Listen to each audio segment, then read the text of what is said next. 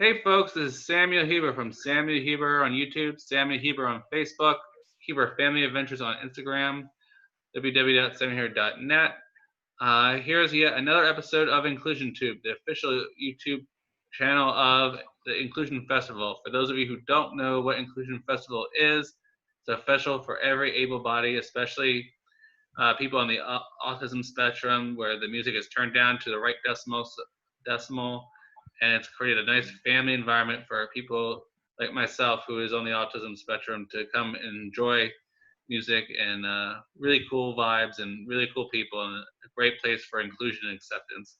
Today, I'm here with the great Dylan Garcia, who's going to play us a few tunes and share his journey as a musician.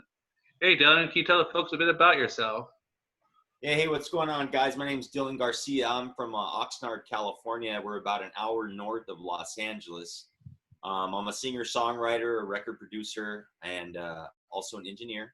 I've been in the music business since about 2008, and it's been an interesting journey. I've met a lot of people throughout the way, a lot of cool experiences, a lot of learning, and definitely a lot of self-reflection about myself. I'm diagnosed with bipolar, and music has kind of been the kind of place the spectrum in healing. So, I mean, not really knowing what's going on with you as you get older, you having these weird symptoms, but you don't know what they really are, and things didn't really come um, to full until I started my music career. And, it's been a big process of healing for me. I've been in the music business now for a solid 12 years. I've worked with many great producers, many great people. I've met a lot of people. But at the same time, I was trying to mask what was going on internally with myself. And now, as we progress to 2020, I definitely feel like I have a lot more stability in my life. Um, there's not, it's kind of like I found a balance. There's not so many highs and lows with what goes on when it's in regard to my mental illness. And um, of course, we all wish, man, I wish I would have got better sooner, but I wouldn't change anything either way. And I'm very grateful for this opportunity to speak and interview with you, Sam. Once I kind of dove into the Inclusion Festival, it really gave this interview a really, really deep purpose to myself. So thank you. You're welcome, Dylan. And that's really interesting that it seems like music has really helped bring balance to your experience with being bipolar. And for those of you who don't know really much about bipolarism, it's kind of like this manic thing where you're going up and down. You have all this energy or no energy at all. And I know there are a lot more aspects to it. And it sounds like music really um, gave you that peace. And that's something that at Inclusion Fest we're all about, that showing how music can bring peace to people that have very diverse minds. Let's, I guess, jump back to 2008 for you. So there's this guy named Garcia in the festival, and you were telling me before we turned the cameras on about how you got your name. Because my first question was like, was that your band's name, or because you lumped, two iconic names in music, Garcia and Dylan? Can you tell the folks the story you told me, but a little more detail? Yeah, definitely. My given name is Abel Garcia, and I started out as an artist going by my given name as Abel G or Abel Garcia. And it wasn't until I got invited to work on a project called Mantra for Good People, very beautiful, powerful song. And we were working with 5-time Grammy winner Kenny O'Brien. And Kenny O'Brien has worked with like Celine Dion. He won a Grammy with Andrea Bocelli. Worked with Christina Aguilera. Just worked with some very, very big names. And I was super nervous in the studio. There was a lot of heavy hitters in the studio at that time. It was a big compilation project. And when it was my turn to come to the mic and lay my part down on the song, I was super, super nervous. I felt like, man, I kind of felt like doubted myself. Like, man, I really don't know if I belong in this with this group of people. And so on the first take, I'd worked in several studio situations, but this one was just different because I was working with Kenny. And he's like, I did my first take, and he's like, you need to relax, take a deep breath. Came in the second time, and I was off beat. I kept coming in at the wrong timing. And so he tells me, he's like, and it was just, I can only hear him. It was just him talking to me from the engineering room. And he's like, look, watch my hand. And as soon as I go like that, that's when you start singing. So on that third take, I seen that hand drop down, and a vocal came out of me that I had kind of never sang before, like this pitch or tone, I guess you would say, in my vocals. And I do my part, and it's like all quiet. And I'm wondering, like, okay, like the insecurity's even building up even more now. I'm like, okay, am I even supposed to be here? And he's like, it's all quiet. And he says, how did you do that? And I'm like, I don't know, man. I just watched your hand and I just sang. And he says, you remind, and he's got a really heavy accent. He's from Venezuela. He says, you sound like a cowboy. You sound like Bob Dylan. And my publicist at the time, Elia Esparza, she comes bursting out of the control room, and she's like, that's it. From now on, you are Dylan Garcia. And it really didn't stick at first. I was kind of like, well, but then the more I talked with my publicist about it, the more I thought about it myself, like, how great of a compliment is that to get, to be compared to one of the greatest vocal singer-songwriters of that generation. And a couple months later, I just said, you know what, I'm going to just change it to Dylan. And so I changed all my social media to Dylan, and kind of just went with that. Sometimes I want to do some songs where I put out as this my given name, but I'm sticking to it, to be given a name like that from that caliber of an artist or icon in the music business was just like, you know what, man, maybe I'm just meant to be Dylan. And a funny thing about it, I posted a video on Instagram and Facebook. I was playing at the beach, and one of the comments that came through on Facebook said, you remind me of Bob Dylan. So I was like, okay, here I'm getting a gratification. Here we are, I'm getting gratification now, 4 or 5 years into it. And yeah. So sometimes here's the funny thing about it. So if I go to Starbucks and they ask me what's my order, if I'm feeling really cool that day, I'm going to say my name is Dylan. And if I'm just kind of having a normal day, I'll just say, yeah, my name's Abel. But the thing is, there's so many people that spell my given name wrong anyways. So it's easier just to go by Dylan sometimes. Mm-hmm. But then when you hit it big, you can, if you want to be incarnated, like someone like, are you Dylan Garcia? No, I'm Abel Garcia. Sorry, you got the wrong guy. Be incognito a bit. Yeah. That's really cool. That's a really great story, man. Thank you, Sam. And definitely, like, should be. I can see that being a story for your behind the music with MTV, if it ever do behind the music again. Yeah, I was about to ask, do they still make that behind the music? Because those are some of the best shows ever. I know. I'm just like, damn, I'm old. I don't think they do that anymore. It's just reality garbage now. But if someone at some point will make a documentary about Dylan Garcia. You should take the lead. You should take the lead on that, Mr. Sam. Maybe I will, man. If someone online wants to give me funding to make a documentary, we can start that. So let's dive a bit more into you.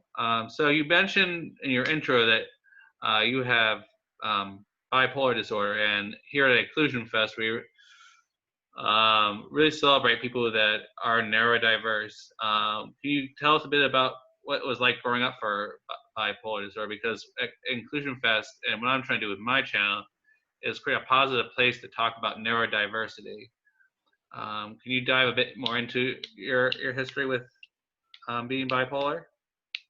Well, I think like it started like as young as like maybe when I was 5 or 6 years old, where I was really obsessive about things.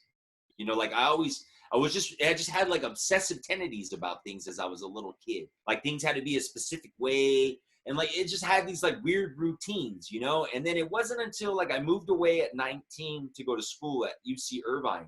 And it maybe wasn't, um, maybe it all started or kind of gearing towards the end of finishing college. I had some pretty traumatic experiences while I was going through school, family things, traumatic things.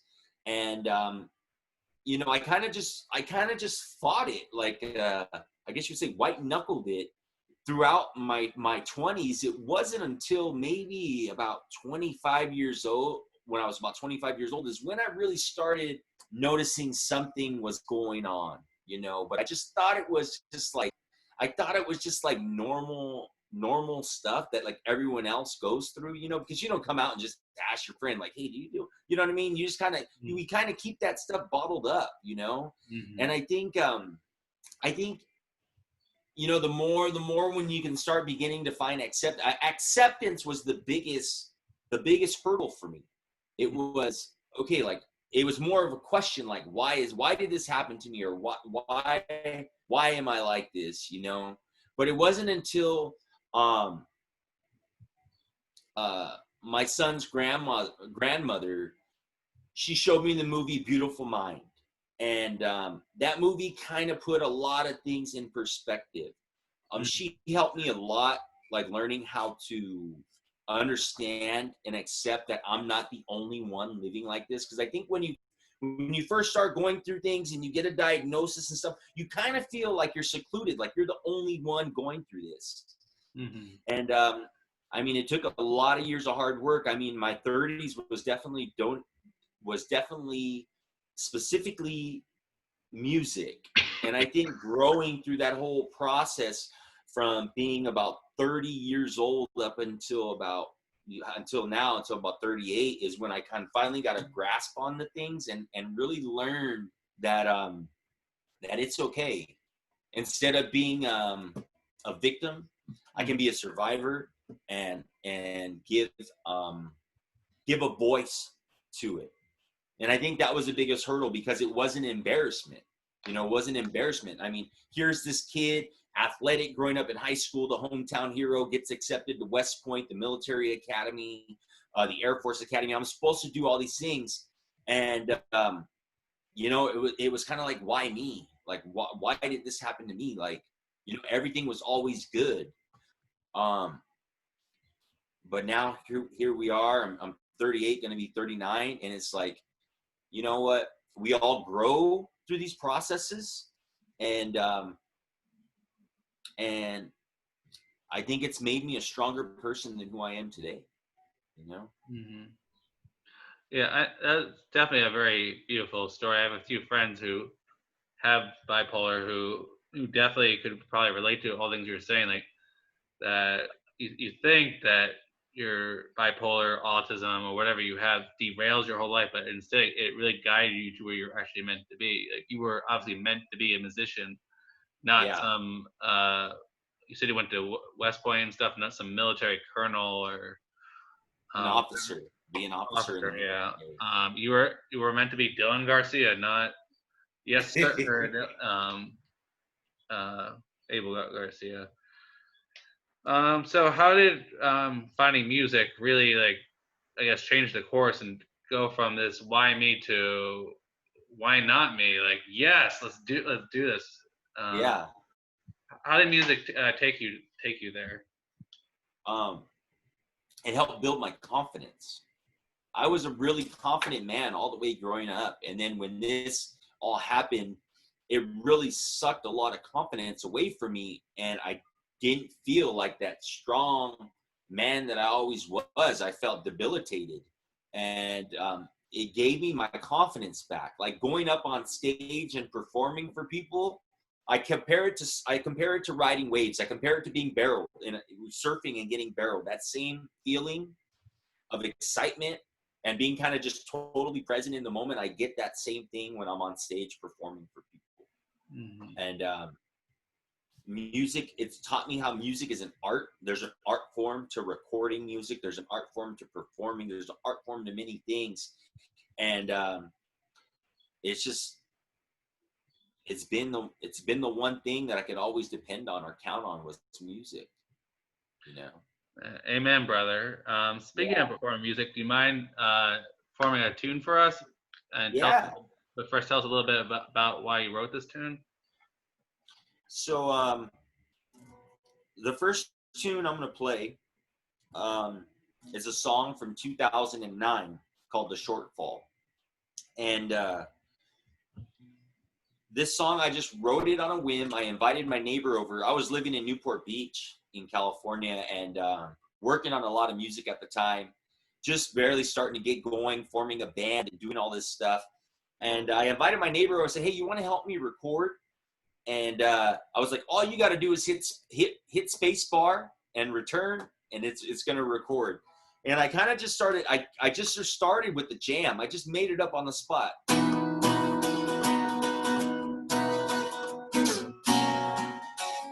And so I just recorded the guitar. And then for some reason my hands did this.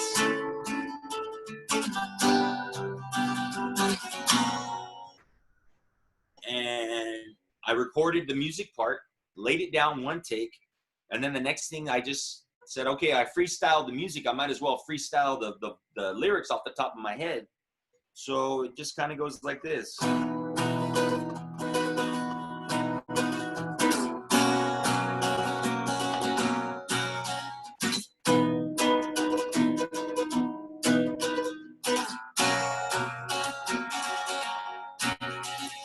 Somehow she gets away from me. Oh, somehow she gets away from me. And sunny skies, that's what she is to me. And sunny skies, that's what she is to me. Oh, she somehow seems to get away from me. Oh, she somehow seems to get away from me. It's winter time, it flies by, and here we are, we're in July. It's my birthday time, and you're here with me. Oh, she somehow seems to get away from me. Oh, she somehow seems to get away from me.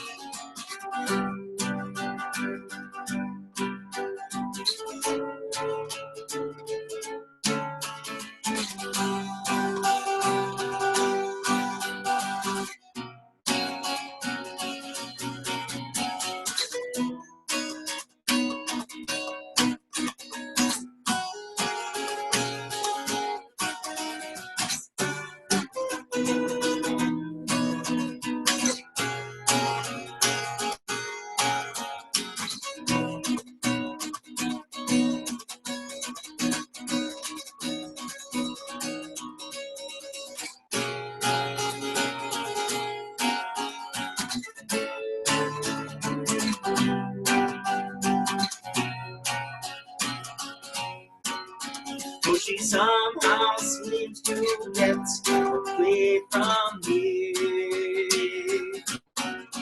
Oh, she somehow seems to get away from me. Oh, she asks me, what do you want? What do you want from me? Oh, I looked her in the eyes and I said, I want everything.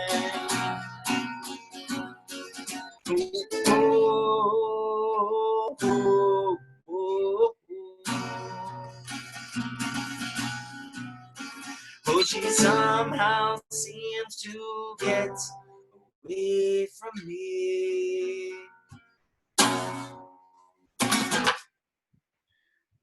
That's great, man. I hear a lot of reggae influence in the lyrics you got there. Is mixed it with a little pop riff there going. That was really great, man.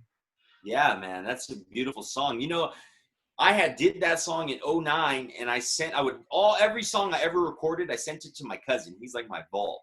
And one night he had one too many drinks, and he started just blowing up my emails with all these old songs that I completely forgot about. And then this one was in there, and I was like, oh man, dude, I remember that song. You Mm. know, something that just touches my soul every time I sing that. You know. Yeah, and I think that's when you know you make good music, because if you wrote a song and you can't relate to it anymore, then it's just like that's not a good song. But a song that is timeless, that you wrote it Timeless. like 10 years ago, and you can still relate to it and still feel good playing it. Like that's a real song in my book as a musician myself. Yeah. I really dig that, man. Thanks, Sam.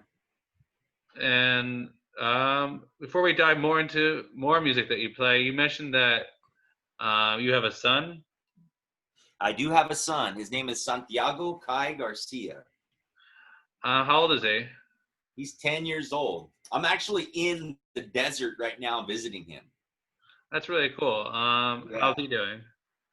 My son is doing great. At least that's what he tells me. I'd like to believe so. We just got done hanging out in the pool, and we came up here. I came up here to come do this with you, and just super stoked to be around my son. Every time I'm around my son, man, he just gives me some of that joy feeling in your stomach.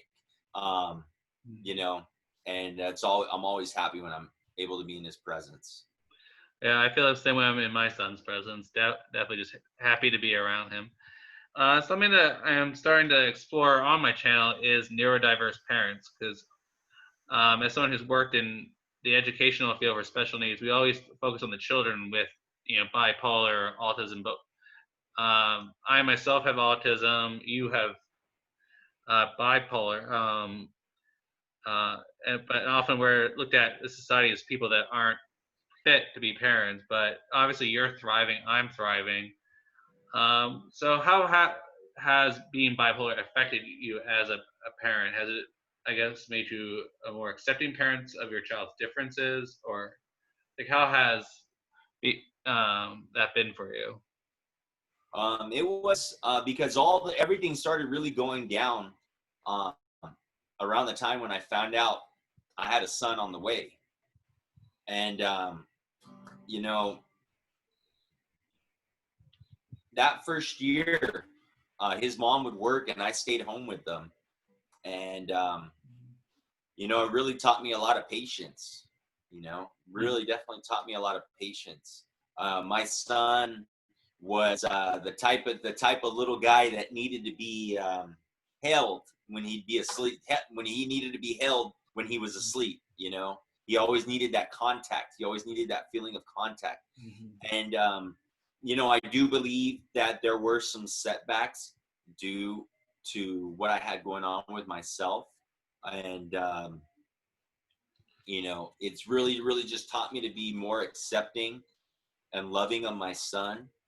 Um, it's taught me not to be so hard on myself, and I can't just focus all about me. I still got to focus on my son. And I Mm-hmm. think having that balance of not just like losing myself in my mind and losing myself to myself, but having a child that I needed to help take care of. And that helped definitely even opened up the more doors, because it taught me to be more patient, but it also taught me to be more accepting, and it taught me to be more loving, as not only as a father but as a human being. That is beautiful the way to look at it, and I feel exactly the same way that having my son too. That he taught me so much patience and so much not only love for him but for myself. That like becoming a parent is a process. You're not going to be Yeah, super dad on day one. It's gonna be day 30, but then you're gonna go 5 days back, and then 5 days forward. It's this ongoing process. It's like writing a song. Uh, yeah, Sometimes you have it down in 3 minutes, and sometimes it takes you years to perfect the song. Uh, and I think it's just definitely one of the more powerful experiences. And I think being neurodiverse, that we have so much to offer our children more than just, oh, dad's a little crazy. No, dad is accepts me for who I am because that's all he wanted for himself when he's going through his shit. And I think just being neurodiverse automatically makes us want to be more accepting of our children because that's all we always project onto our children what we wanted for ourselves. Yeah. And I think that's one of the hugest gifts about being people like you or me. Um, and how have you explained to your son how your mind works? Like my son's too young to understand how my mind works, but have you sat down with your son and be like, look, buddy, this is how daddy's brain works. Um, I've never even tried to break it down with them, to be honest. You mm-hmm, know, I think the type of family that I come from, you kind of just got to stick it out, you know, and be strong about it, I guess you'd say. Um, you know, it would be a good conversation to have with my son, you know, um, but it's just never came to mind. It never, it's never come to mind, you know. mm-hmm. And that's fine. Like there's a time and place for every conversation. That you're already doing a great job, man, by just being a great example that you're going after your dreams of being a musician. And I don't think there's any way to be a better example, whether you have autism or bipolar. Like just being a good dad and being a good example is that's going to be your son's definition when you do tell him, hey, I have bipolar. He's like, oh, well. So when he meets another person with bipolar, like he'll automatically be like, my dad has that. Like you're cool with me. And I think that's very powerful, like a lesson that you are teaching him without even having a conversation yet. So when you do, it's going to be quite a beautiful conversation, I believe. But here's the kicker right now. I Mm. didn't know how this. I didn't know how our interview was going to go. But my son is right here with me, so he's hearing everything. So he might be getting the story right now. He might. He looks at me with a big smile on his face, so he's getting the story right now. So maybe this was just in what's the word, like inconspicuous way to finally throw it in there. I guess the way Yeah, it all worked. I guess maybe it's just God just being like, here's your opportunity, Dylan, to tell your son like a bit more of who you are. Yeah, no, this is like actually one of the coolest interviews I think I've ever had, man. Like the in-depth. Usually the regular interview is just about music and it doesn't get too personal, you know. And I think sometimes some of the interviews I've done in the past where you want to get personal about things, kind of people steer the direction the other way and just want to go back to music because they don't want to talk about the real hard truths, you know.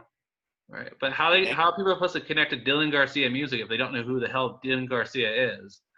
I'm Yeah. definitely going to be sharing this interview here. I Definitely appreciate going to it, be man. sharing this one. And I think it just one of the reasons why I created this channel is so people that are neurodiverse like you and me can be open in a positive way and inspire people that are maybe younger or not as far down the path as you or I, that it's possible to find joy in who you are. Yeah, there is a joy to all the madness, Sam. There is a joy to all the madness. But yeah, as Ron Williams said, you always need a touch of madness to find joy in life. Or it's something like that, but it's still like you need to, in order to chase your dreams, you need that touch of madness. I, Yeah, all the great ones have a touch of it. I think so. I think so. So let's lead on to a segue into the next tune. Can you tell us a bit about it before you play it? Yeah, so this song right here, it's a special song to me. I don't know if you've ever heard of Ojai, California. If you've ever heard of Ojai, kind of like this cool little valley, spiritual I little believe place. I have. Krishnamurti was in Ojai. Hmm. If you remember Krishnamurti. I don't, but can you educate us folk who don't know who that is? It's like that spiritual meditation and all that kind of stuff. You know, that a lot of that's going on out there in Ojai. Cool Very cool. place, groovy place. And I wrote this song. It's called "The Game of Life," And at that time, when I was living in Ojai, of course, I was having more of a folky vibe to my writing because just where I was living, that was kind of the vibe out there. And I wrote this song, and we were, my ex-girlfriend and I, we were on some hard times. We were trying to struggle to pay the rent and a lot of things going on. And for some reason, this song kind of just came from that. And I was jamming it out, and the plumber that came by, he stopped by to fix the toilet at my house, and he had heard me jamming, and he's like, he was a singer-songwriter himself, pretty well known in Ojai, and he says, man, that is a really cool song. But I never ever got it. I never ever figured out the way I wanted to do the music until about 8 months ago. And it just talks about reality of what's going on, not only right now, but what goes on every day, regardless of what our economic or pandemic situation is. It's just talking about the everyday struggle.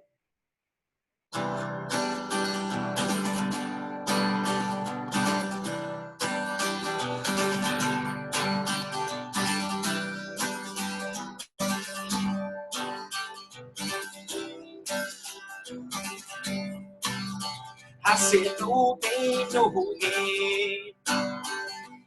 No pain, no gain. That's just the game. No pain, no gain. That's just the game of life. Money's tight, rent is due. And let my song just comfort you.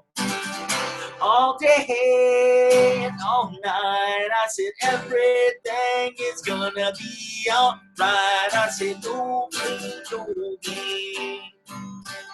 No pain, no gain. That's just the game. No pain, no gain. That's just the game of life. I got a family to feed. I gotta tend to all of their needs. And we are living in this American dream. Oh, but sometimes this dream, oh no, it ain't what it seems. And I said, no pain, no gain. Oh, no pain, no gain. That's just the game. Oh, no pain, no gain. That's just the game of life. You gotta learn from your mistakes and keep on living and throw a smile on your face. You gotta learn from your mistakes and throw a smile across your face. Cause I said, no pain, no gain. Oh, no pain, no gain. That's just the game. Oh, no pain, no gain. That's just the game of life. Keep on fighting, keep surviving, don't never let nothing break you. And hold your head up high towards the sky and just stay cool and relax your mind. I said, no pain, no gain. No pain, no gain. That's just the game. No pain, no gain. That's just the game of life.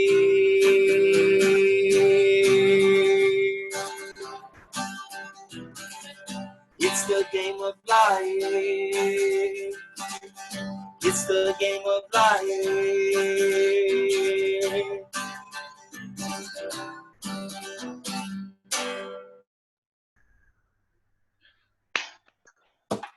Very nice, man. The chorus is gonna be stuck in my head all night. It's actually, that song is on Spotify. If you have, it's on the YouTube. I even did a music video to that song. It's on YouTube. All right, folks, go check out the music video and share it, because that chorus is gonna be stuck in my head all night. It's like a mantra, man. Kind of what it is, man. Just the game of life, you know. Mm-hmm. It's all it is. It's a one big game, and you definitely found a way to play it through your music. So, and one of the big things we talked about prior to that song was you said you had to like kind of in your family stick it out, like not really like address I guess, being bipolar or like talking about it. For I grew up in a family where we talked about everything. Like we talked about my autism and what that meant. But what why is it in, I guess, your family's culture or in your family that you have to tough it out rather than express yourself? Um, we are raised in my family and my extended family to be Mr. Tough Guy. You Hmm. know, that whatever, it's just you just get through it. Don't talk about it. Just suck it up and get through it. You know, we weren't really given a voice as much as we'd like, and it was more of that suck it up, deal with it, and get through it. You know, Hmm. and I guess I can't blame them. Because they really didn't know what was going on. Um, Hmm. but I think being raised that way, tough it out, suck it up, and get through it, Hmm. kind of played a big role in healing and getting better. Because for a while I felt like I was totally a victim, like I told you, and I didn't accept it, and Hmm. I thought it was a death sentence. Right. And one of the biggest things that was hurting me on the inside was I thought that I felt like I let my family Hmm. down. And the healing process over the years has taught me, like, I'm just me. I am who I am. Take me for what it is. You know, Hmm. don't judge. You don't need to say anything bad. I'm going through something. I just need your support. But I think a lot of families in our culture don't really understand um, that whole support role. If learning how to love myself with all my flaws, Hmm. that I think that's where it started. And instead of and searching within about loving myself as opposed to seeking acceptance, or what's the word, seeking acceptance and asking too much of people, you Right. know trying to learn how to heal within first. um Hmm. and I mean, it wasn't an easy process, Sam. I was telling you, man, this has been like a 10, this has been about a 12, I would say this has been about a 15-year journey, like talking about the stuff that was going on before I even decided to start doing music seriously, you Hmm. know um but I wouldn't change a thing. I'm grateful. I'm Hmm. grateful. And I'm here right now. I'm in Palm Springs. It's a beautiful day. I got my son with me. I got my wife with me. I'm talking to you. What better of a situation could have God put me in to have this conversation with you right now? Amen. And I simply love how you took your family's attitude and made it a strength rather than be a victim to it. A Yeah, lot of people that are neurodiverse who grew up in tough families like that, you know, get wounded by that, and my family never understood me, man, and they just let their lives be destroyed by it. But you took that, you first tried the military, you tried something else to like toughen yourself up and allow yourself to give yourself that strength. But you're like, this is not for me, and then you found music, which not only allowed you to display the true strength, which is vulnerability, but who you really are, which is way more powerful than just some guy with some badges. I mean, God bless our military and our men and women serving, of um, course. of course, but definitely, like, music has definitely shown you, Dylan, how to shine your light on so many people. And do you think your music has helped your family understand you a bit more than if you were just some military person who just kept his lip tight? Say that one more time, Sam. You there? I'm still here. Can you hear me? Yeah, I got you. I got you. So the question is, do you think your music helped your family understand what you're going through rather than if you just, kept being the Mr. Tough guy? And do you think it's created a bit more of understanding between you and your loved ones? Um, I think it's shown my family that, hey, he's got an artistic side to him, Mm, because none of my siblings have, none of my brother, they, I mean, I don't know, man. I just always loved music, and I just always wanted to play guitar and write songs. And I was writing poetry from back when I was 12 years old. So when it came to start putting songs together, once I learned how to play guitar, man, it just kind of went hand in hand. And it was something, my grandfather, rest in peace, he was telling me that I don't understand why you have this obsession with music. You have this like obsession with music, but it's kind of like, we all got to have an obsession with something. And if it's with music, why not it be positive, you know? Mm-hmm. Amen. Exactly. Like, why not make it positive? Yeah. And that's how you get out of the victim mentality, I think, is you have to find something positive within yourself, as you've been describing to me and my audience. And once you have that spark, keep throwing on the logs, man. So let's throw a log onto the music fire right now. Let's play song number 3 of this interview. Can you tell us a bit So about this song right here is my new single that I have out right now called It's a Beautiful Day. This song started out about 5 months ago, kind of like in the beginning of the year. I took a break from music for about 4 months, and I had this chord progression, and I laid it down in the studio. I just recorded the guitar to a drum loop, and it was a completely different song. It was about something else. It was completely other. It was, I don't know what I was going for, but then the pandemic happened. My wife and I are both at home, and she says, you know what, why don't you jump in the studio? Why don't you go work on that song you were working on a couple months ago? And I had this part already done, little reggae groove to it.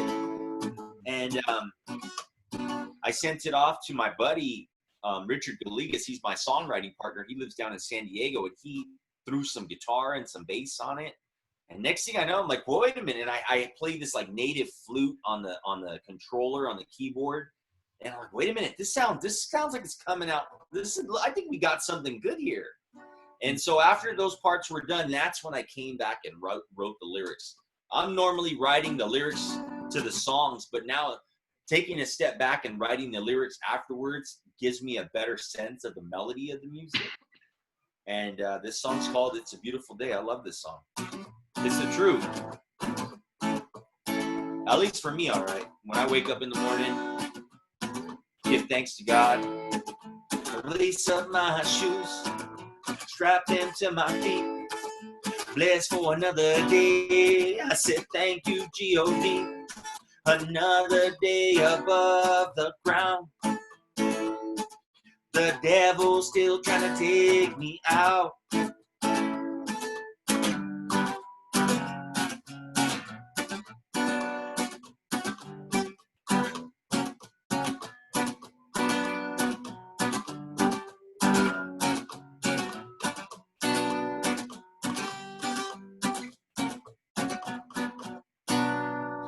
Step outside, I got the sun shining in my eyes. I put my sunglasses on, living for today, 'cause tomorrow is not promised, but you always answer my prayers.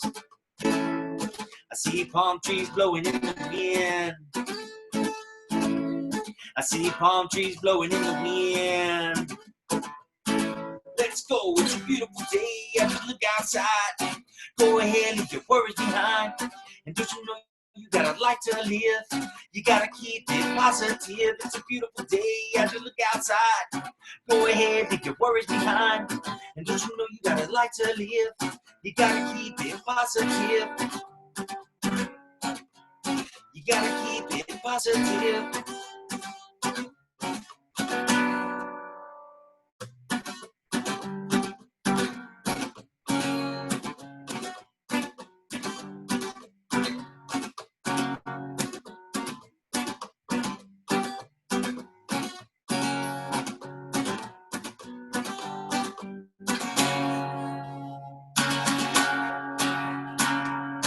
Catch your wave in the breeze. calm, collected, and she gives me what I need. I said, now bubble gum, lip gloss, big thighs, high heels. Let me show you how I feel. She makes me weak in the knees. She's the girl you see in your dreams. It's a beautiful day as you look outside. Go ahead, leave your worries behind. And don't you know you got a life to live?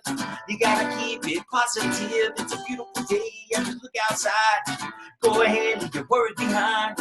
And don't you know you got a life to live? You gotta keep it positive. It's a beautiful day as you look outside. Go ahead, leave your worries behind.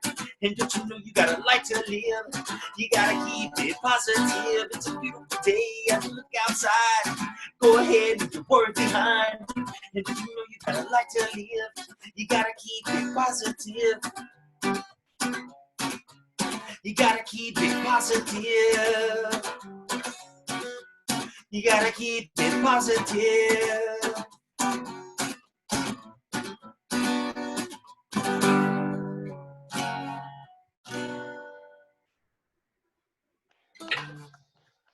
Woo, that one's my favorite at the moment, man. That's the new one that I just put out. I think it's a tune that everyone needs to hear, man. With all the craziness going on in the streets and in the world, positivity is the only way at this point. Yeah, no, that's it, man. I mean, that song was done. That song was done like the beginning of the pandemic and like putting everything together. I released it May 20. I can't remember.